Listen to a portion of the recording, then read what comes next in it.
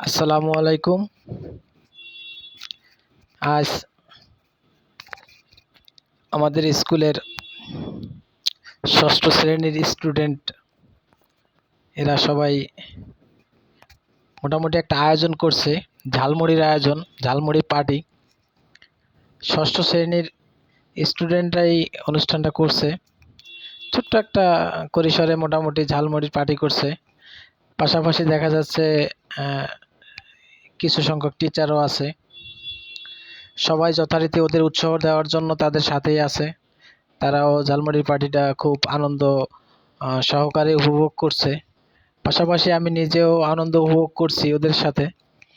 সবাই আসলে মিলেমিশে এভাবে অনুষ্ঠান করা, কোনো কিছু ছোট্ট হোক সেটা কোনো কিছু খাওয়া দাওয়া, এটা আসলে খুবই ভালো।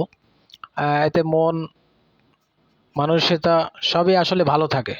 একে অপরের সাথে মিলেমিশে থাকা, ছোট্ট পরিসরে হলেও মাঝে মাঝে কোনো কিছু করা, এটা খুবই ভালো।